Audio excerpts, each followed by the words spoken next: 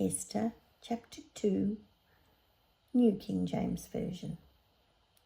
After these things, when the wrath of King Ahasuerus subsided, he remembered Vashti, what she had done and what had been decreed against her. Then the king's servants who attended him said, "Let beautiful young virgins be sought for the king, and let the king appoint officers in all the provinces of his kingdom, that they may gather all the beautiful young virgins to Shushan, the citadel, into the women's quarters under the custody of Hegai, the king's eunuch, custodian of the women, and let beauty preparations be given them. Then let the young woman who pleases the king be queen instead of Vashti."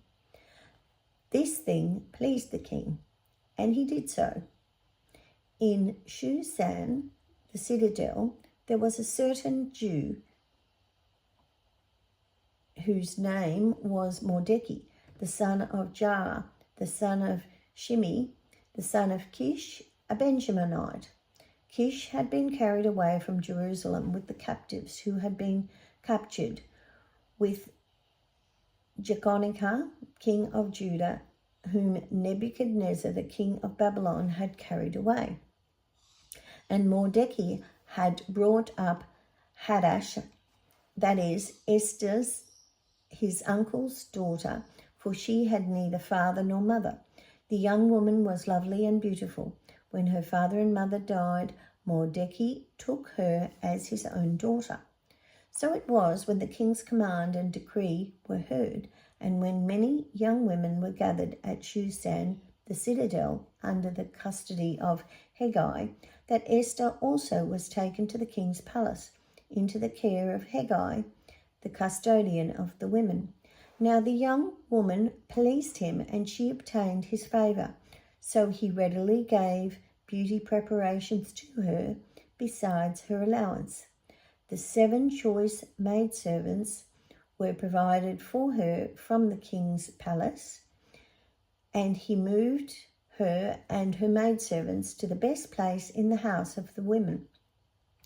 Esther had not revealed her people or family, for Mordecai had charged her not to reveal it. And every day Mordecai paced in front of the court of the women's quarters to learn of Esther's welfare and what was happening to her. Each young woman's turn came to go into the king Ahasuerus after she had completed 12 months' preparation, according to the regulations for the women. For thus were the days of their preparation appointed, 6 months with oil and myrrh, and 6 months with perfumes and preparations for beautifying women. Thus prepared, each young woman went to the king, and she was given whatever she desired to take with her from the women's quarters to the king's palace. In the evening she went, and in the morning she returned to the second house of the women, to the custody of Shashgaz, the king's eunuch, who kept the concubines. She would not go into the king again unless the king delighted in her and called for her by name.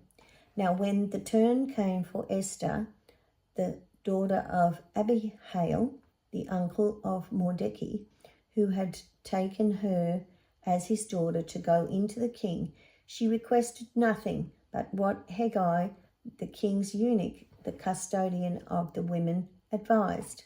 And Esther obtained favour in the sight of all who saw her. So Esther was taken to King Ahasuerus into his royal palace in the 10th month, which is the month of Tebeth, in the 7th year of his reign. The king loved Esther more than all the other women, and she obtained grace and favour in his sight more than all the virgins. So he set the royal crown upon her head and made her queen instead of Vashti.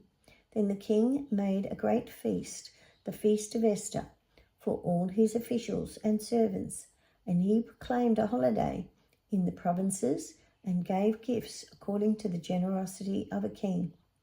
When virgins were gathered together a second time, Mordecai sat within the king's gate. Now Esther had not revealed her family and her people, just as Mordecai had charged her, for Esther obeyed the command of Mordecai, as when she was brought up by him.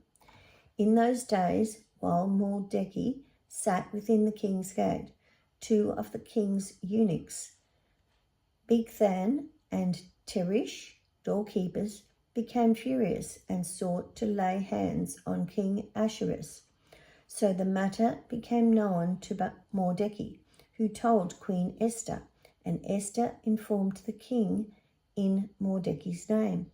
And when an inquiry was made into the matter, it was confirmed, and both were hanged on a gallows. And it is written in the book of the Chronicles in the presence of the king.